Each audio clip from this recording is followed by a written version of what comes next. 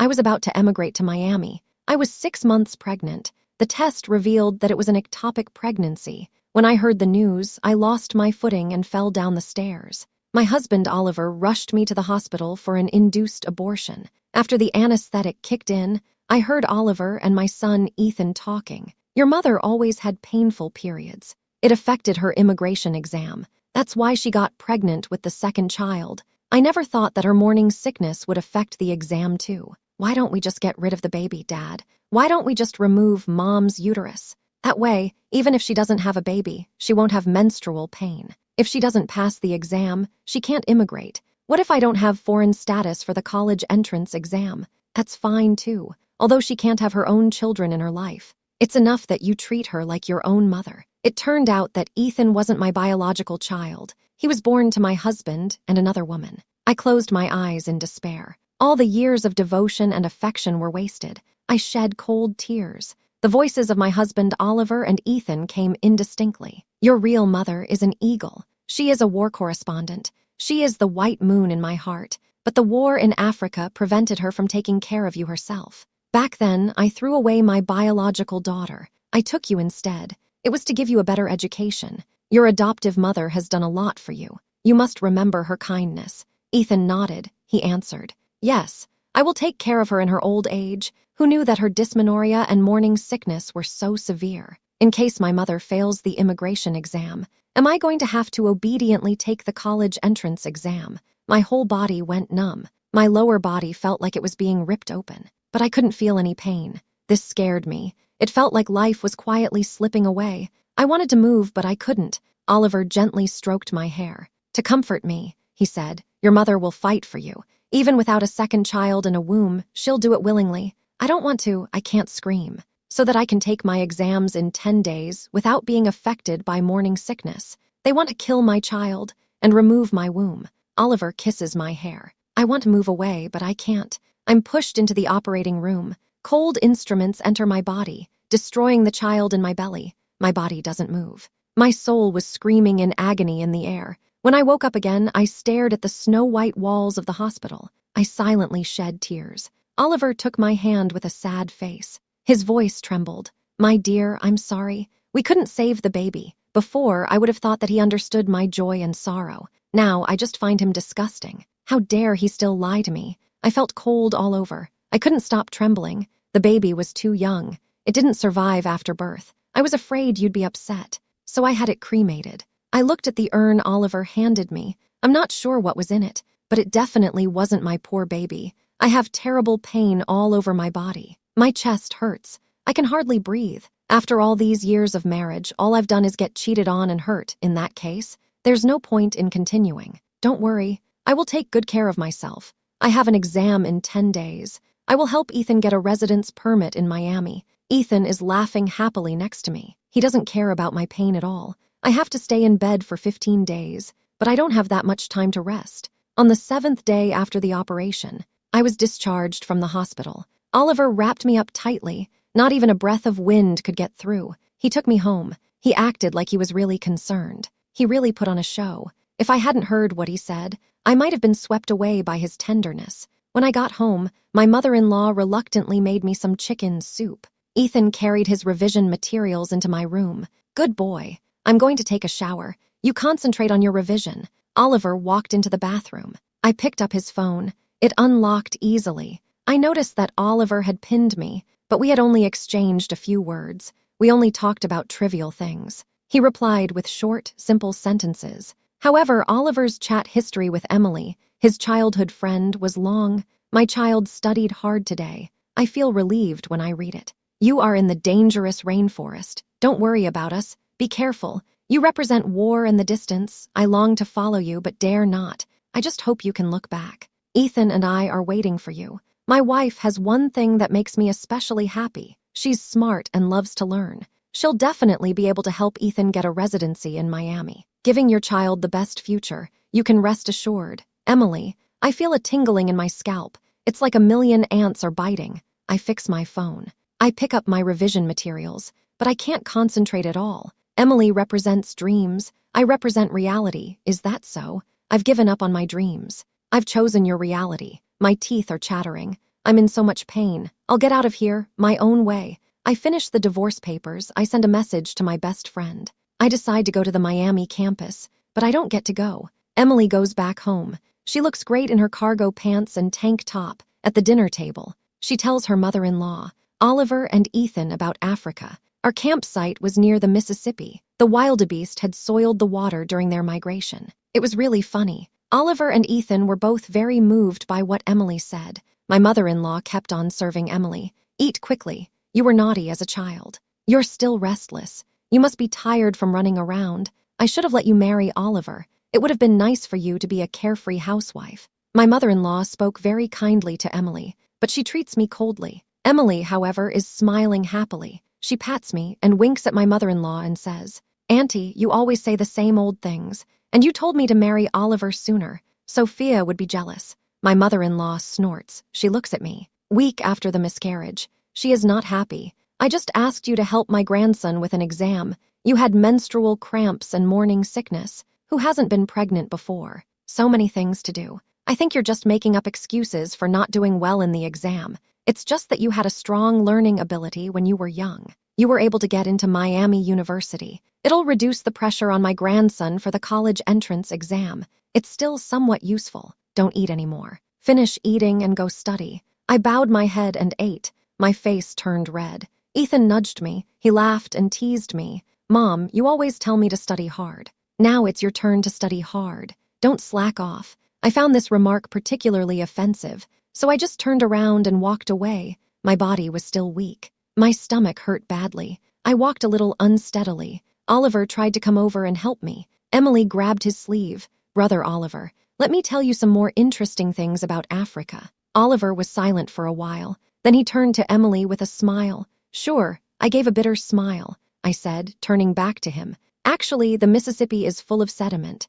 There's hardly any water in it. And the wildebeest don't cross the Mississippi in March when they migrate. I've never been to Africa, but I am a professor of geology. Emily shouted angrily. The story I told you is an artistic interpretation. What would a nerd like you know? She then questioned. Are you implying that I've never been to Africa? I'm a war correspondent. Grandma muttered discontentedly, saying I only know how to show off my literary talent. Oliver ran over and grabbed my hand, pulling it hard. Speaking angrily in a low voice, apologized to Emily. I stubbornly stared at him and answered. No, Ethan suddenly ran over, kicking me in the knee. Don't you dare insult Aunt Emily. I suddenly fell to my knees and made a heavy headbutt in Emily's direction. The pain in my knee and the discomfort in my stomach made me curl up on the floor like a shrimp. Emily interrupted. Sister-in-law, a child can't be that strong. You're exaggerating. I saw Oliver's hand withdraw from the one he had extended to help me. As a result,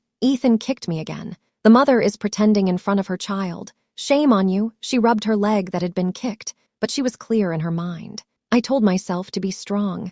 I had to get out of this suffocating home as soon as possible. I almost crawled back into the house. My stomach hurt so much that my vision went dark. My phone's email alert reminded me that I had received an email from my lawyer. It was the divorce agreement I was working on. I calmed down a little. After printing out the divorce agreement, I went to find Oliver, but he wasn't in the living room. I walked to the balcony. I heard a vague sound of water. Emily was sitting on top of Oliver in a tank top. The sound was very seductive. I miss you so much. When we were in Africa, I wanted to do this with you in the wild. Let's go to Africa and do it. Okay, Oliver was a little tempted, but he said calmly, after Sophia's exams are over, after we move our child's household registration to Miami, I'll go with you, okay? My stomach churned. Sour water gushed up. I really can't hold back any longer. I have to lean against the wall and walk into the bathroom. I throw up. After I come out, I see Emily standing against the wall wearing my pajamas. She asks, Sister,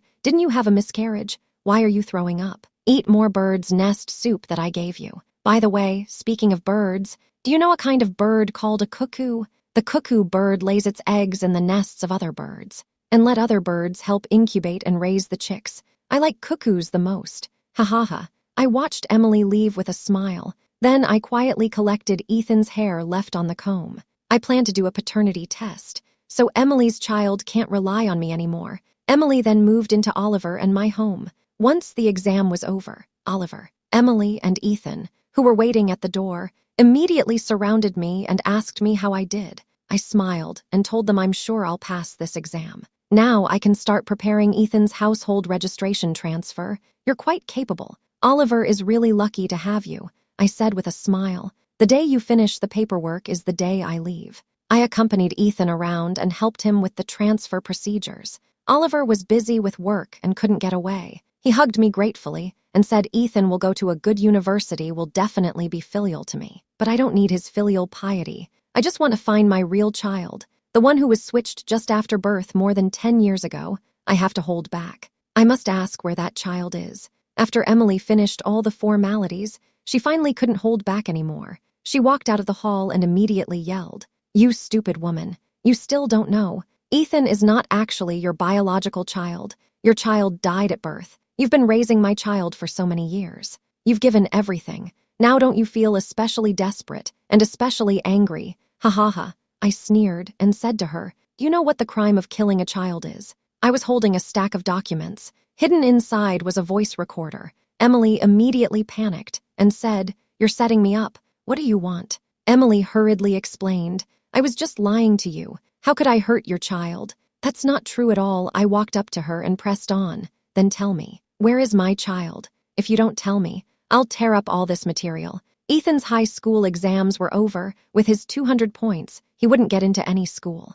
Emily tried to grab my material, but I avoided it. The child was sent to the Sunshine Welfare Institute. At that time, I went with Oliver. As soon as I heard the news, I hurried back. Emily took the opportunity to take my documents. She shouted at me from behind, "What the hell do you want? If you and Oliver hadn't become engaged, I wouldn't have gone to Africa. It's all your fault." I sneered, "You want that man, take him yourself. Don't tell me." I found my biological daughter at the Sunshine Welfare Institute. She was small and thin. She looked very much like me. The director told me that she was a little girl with excellent grades. She had just been bullied as a child. She was a bit introverted. I hugged my daughter tenderly. I had misjudged the person. I had been deceived by Oliver for so many years. It would never happen again. I completed the adoption procedures, settled my child in. Then, I went to the DNA Identification Center to pick up the identification report with Ethan. I submitted the divorce agreement and the identification results. Unilaterally terminated my parental and marital relationship with Ethan. I looked at the plane ticket in my hand. 3 months after the separation period expired, my divorce proceedings automatically took effect. I sent Oliver the divorce agreement. I used the excuse that there was a lot to do with the start of the school year. I was living in the dormitory. Since then, I have never gone back. Oliver sent a message. It happened to be when I was boarding the plane. He said, "Wife, after the child starts school, I'm going to resign from my position as a company executive to travel the world with you. Come back soon. Mom invited all the relatives to the graduation banquet. I'll wait for you on the 2nd floor of the Sheraton Hotel." I took out the SIM card and replaced it with a new one. Then I turned on airplane mode. I tucked my daughter under the air conditioning blanket and stroked her hair. Their hustle and bustle no longer concerned me. Now at the Sheraton Hotel, Oliver's relatives had all arrived. Oliver smiles as he greets his relatives who have come to congratulate him, but his eyes keep searching the crowd for me. The graduation banquet is about to begin. I still haven't shown up. My mother-in-law calls me angrily, but I can't get in touch with her. Oliver is afraid that I've had a car accident on the way. He plans to go look for me. Emily, however, wraps her arms around his waist. She says, "Sophia definitely doesn't want to transfer Ethan's household registration. She wants to make you lose face in front of your relatives. What a mean person." Oliver broke free from Emily's embrace. He said, "Sophia has worked so hard for her son for so many years. She definitely wouldn't harm him. You've never raised a child. You don't understand Sophia's feelings for Ethan. Don't say such things." Suddenly, his best friend rushed into the room. Her face was full of tears. She shouted, "Don't wait. Sophia jumped into the sea and killed herself." Oliver stood up suddenly. "What are you saying? No way, you're lying to me. Sophia just got a residency in Miami. Our future was bright." "What are you talking about?" Oliver panicked. He didn't care about the strange looks from his relatives. He slapped himself in remorse. It was his idea, getting pregnant to avoid the period pains, so I could concentrate on my exams. He was worried that my morning sickness would affect my exams, so he removed my baby and my womb. If Sophia commits suicide because of these choices, He will never forgive himself. Oliver's heart is filled with guilt and regret, he said firmly. Whether Sophia is alive or dead, she is my wife, forever. You'd better not lie to me. If I find out you're lying, you'd better really be lying, Oliver said. His voice suddenly choked, crying out. Ethan saw this. His heart panicked and followed Oliver in questioning his girlfriend. My mother loves me the most. She would never jump into the sea. His girlfriend laughed and cried at the same time. What, your mother? Sophia is not your mother at all. The family members were all surprised. They started whispering. Oliver's face immediately changed. Emily stood up proudly and said, Yes, Ethan is the child of Oliver and me. In the future, our family will be registered as a resident of Miami. I hope you can all stop talking about my brother Oliver's late ex-wife. Oliver was furious. He raised his hand and slapped Emily. He knocked her to the ground. What are you talking about? He leaned in close to Emily's ear. He said menacingly, How could you be so stupid? Saying this now won't help anyone. Emily covered her face with her hands. She sat on the ground in shock. She couldn't believe it. The man who had treated her so well last night had suddenly changed. Emily's relatives also came out to criticize her. How can this girl be so shameless? Destroying someone's family. Not only does she not feel ashamed, but also complacent. Sophia is really a good person, and she works so hard so that her son Ethan can go to school. She passed the difficult talent transfer exam, but she was treated like this. Oliver heard his relatives' comments. His heart was immediately filled with remorse. Sophia is so good. She was gentle and virtuous. She was also well-educated and sensible, but he had done such a terrible thing. He was really confused at that time. How could he bear to hurt Sophia like this? His best friend pointed at Emily and said, If you hadn't told Sophia the truth about Ethan, she would never have committed suicide.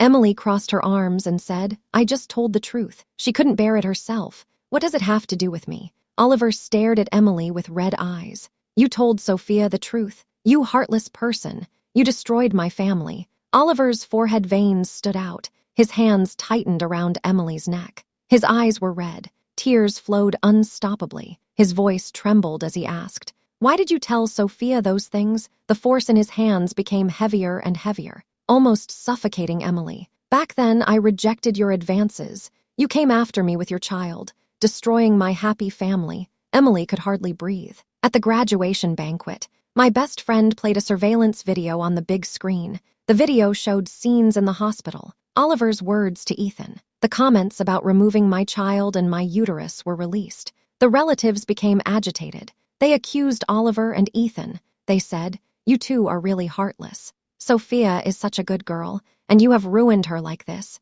You deserve to lose your wife and mother. What you did was too much. It's not like human beings to do. You don't deserve such a good woman. His best friend also said, You really don't deserve it. While he was saying this, he projected my divorce agreement and disassociation agreement. I said, No. After reading the divorce agreement, Oliver let go of Emily's hand. He sat down on the ground in disbelief. He thought to himself, Sophia would rather die rather than being married to him again. They weren't married. And after he died, they wouldn't be able to see each other again. Ethan lost control of his emotions. He shouted, My mother would never do this to me. If we weren't related, how could I move my household registration away? Emily didn't know what to do. She went over to comfort Oliver and Ethan. She said, You still have me. I can help too. Ethan kicked Emily's leg and said, in a state of agitation, My mom can get me a residence permit in Miami. What can you offer me? All you know how to do is hang out. Oliver lets Ethan vent his anger at Emily. He himself is only concerned with getting home.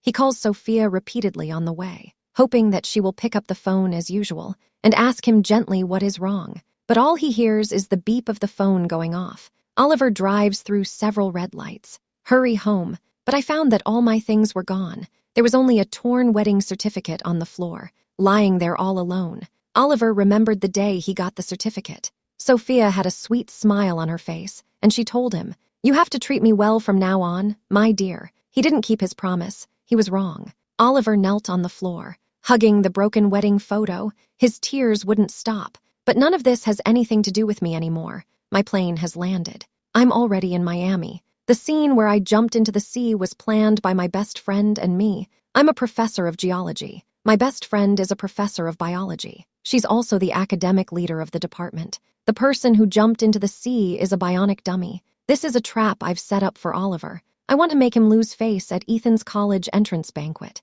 He'll lose everything. This is the price he paid for stealing my daughter, for separating me from my son for more than 10 years. He lied and said I had an ectopic pregnancy, killing my unborn child, and removing my uterus. This is my revenge on him. I have already signed up, watching my best friend send live video via mobile phone. I feel incredibly happy, and I feel really funny. What is Oliver pretending? He chose all of this himself. He betrayed me, although he is beside me. His heart is thinking of Emily far away. He made me give my all to the family. I lost myself. Now he's putting on this deep expression. What's the point? I stared at the video. I saw my best friend excitedly say in front of the big screen, "I'll be honest with you. Sophia didn't have a general anesthetic when she had her hysterectomy. She knew everything you did a long time ago, when you first got together, but Sophia firmly believed that you were a good man who could see his own heart. So she chose you. But you did things that hurt Sophia. You cheated on her. Now she is completely disappointed in you. She even chose to end her life. You will live in endless remorse forever." That's right. Oliver just let him keep regretting it. I turned off my phone. I took my daughter Sophie and moved into a dorm at Miami University. I have savings, and I have the means. Once everything is settled, I will buy a house and settle down. I will give my daughter the best education. My daughter asked me, "Mom, do you mean I can go to the best high school in Miami in the future? Then no one will bully me in the future, right?" I gently stroked my daughter Sophie's head and said tenderly, "Don't worry, Mom will always protect you." More than 3 months later, I have gradually adapted to the fast-paced teaching at the University of Miami. After I go home, there were no annoying conflicts between mother-in-law and daughter-in-law. I didn't have to take care of my husband, and I didn't have to discipline Ethan, who only cared about playing games and didn't like studying. My daughter studied hard at a key high school in Miami. Her grades were stable. She also made good friends. Although I was tired, I was very content. I felt that this was the best life. With a good attitude, I was also in good shape. A doctoral student I knew worked in the philosophy department at the University of Miami after graduation. He always told me to go to the theater.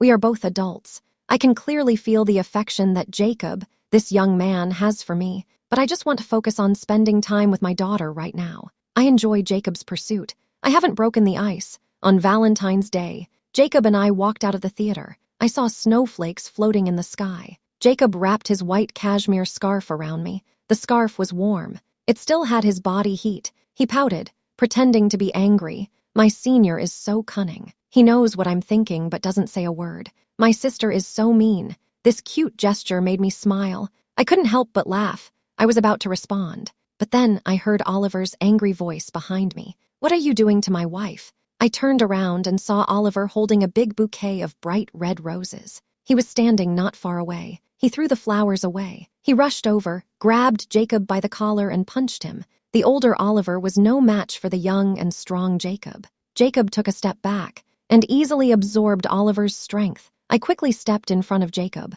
Oliver looked at me as I protected Jacob, with hurt and disbelief in his eyes. He asked me, "You actually protect him, what about me? What am I?" Before I could say anything, Jacob pulled me behind him and said triumphantly, "Are you too old to see clearly? I'm her boyfriend." Oliver gritted his teeth. Usually he was gentle in front of his boss, but at the moment he felt like punching Jacob in the face. He looked at me standing behind Jacob. I didn't refute what Jacob had said. I didn't feel the need to explain anything to Oliver. A month ago, he found my new phone number and started bothering me nonstop. I had a feeling that something was going to happen. I just didn't think it would happen so soon. It's okay. The separation period is over. Our marriage has been dissolved. I don't have to explain anything to anyone, but Oliver took my silence as a sign of acquiescence. He stood up silently. He picked up the roses he had just thrown away. He said, "I have been looking for you on the Golden Gate Bridge for a whole month. I don't believe you are dead.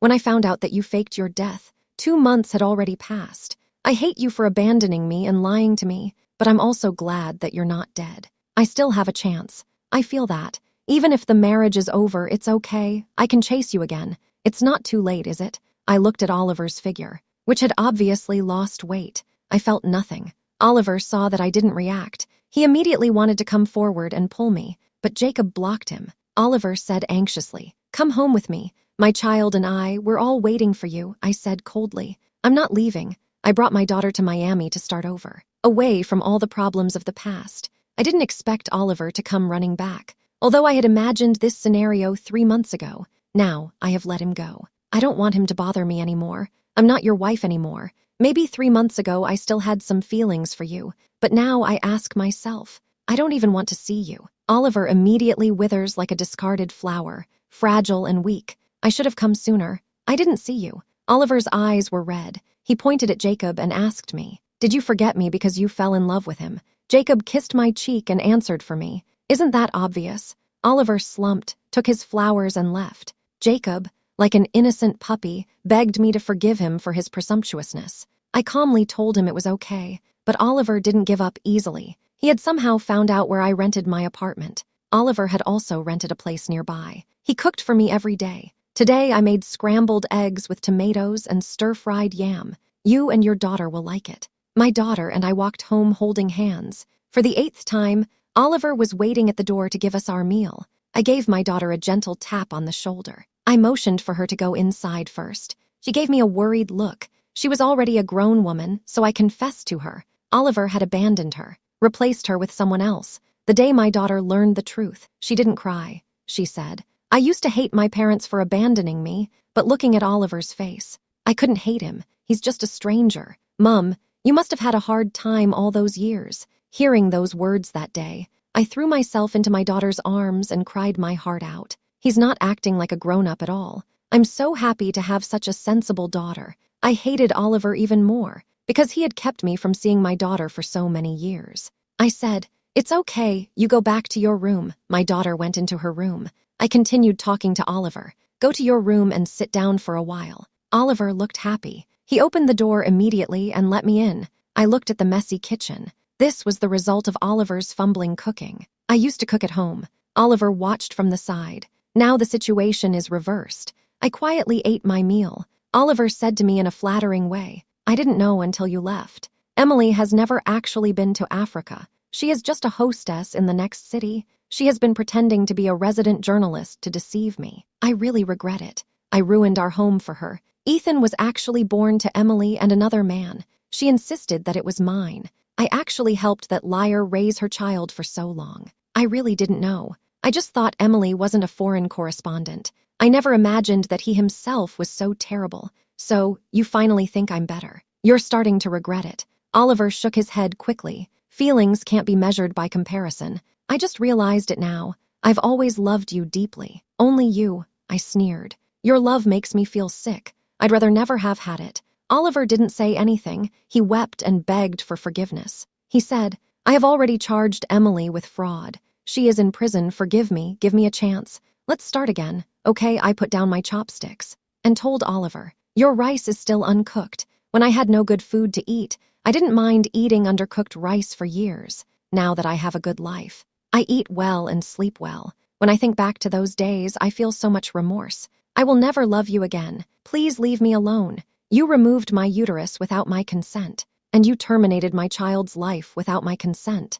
I have the right to sue you, and I have the evidence. If you dare to come here again, I'll have you thrown in jail to keep you company with Emily. Oliver's face paled. He closed his eyes in pain. I immediately turned around and left without the slightest hesitation. I will not dwell on the pain of the past. A person who has seen the light will not miss the darkness. Oliver stood still. His hands trembled slightly. He wanted to get the chopsticks I had just used. He accidentally knocked them off. He reached out to pick them up, but he couldn't reach them. The sadness that had been suppressed for so long suddenly came flooding back. Oliver overturned the food on the table. In the midst of the chaos, he fell to the ground and cried. How could this be? Why did Sophia say she didn't love him anymore? They had clearly gone through so many years together. Oliver couldn't imagine what his future would be like without Sophia. I pushed open the door to my house. I found Sophie eavesdropping. Her eyes were full of worry. She was still holding the kitchen knife. She was afraid that I would be bullied by bad men. I almost burst into tears, but I held back. I hugged my daughter tightly. She is my only family. I will take good care of her. Later, I heard that Oliver was not doing well after returning to China. He signed the wrong documents, causing great losses to the company. After Oliver was fired by the company's board of directors, he was depressed, drinking all day. One day, He got drunk and collapsed on the roadside in the winter. When he woke up, his legs had already been frostbitten. He had to amputate them and became disabled. Even so, he continued to harass me. He was afraid to come and see me. So he wrote to me every day, saying that his broken leg was retribution for getting rid of my child in the first place. He hoped that I would forgive him for his misery. It was really laughable. My previous son, Ethan, only scored a little over 200 points in the college entrance exam. He wasn't accepted by any university. He had to stay at home and rely on his parents for support. During that time, my ex-mother-in-law had to take care of 2 people at the same time. She was so busy, she couldn't handle it all. My ex-mother-in-law loved to play mahjong. She ended up being set up. She lost all her assets. Her life became very difficult. But none of this has anything to do with me anymore. I agreed to Jacob's advances. I told him frankly, I won't be able to have any more children in the future. I only have Sophie, my only daughter, in this life. I thought Jacob would care, but he just laughed. Jacob had said he was choosing to be a dink. Now he had a wife and daughter for free. What a bargain. I couldn't stop laughing or crying. Later, our daughter Sophie got into the best university in Miami. She even became a student at my school. We smiled at each other on the sunny campus. We were both going to have a bright future.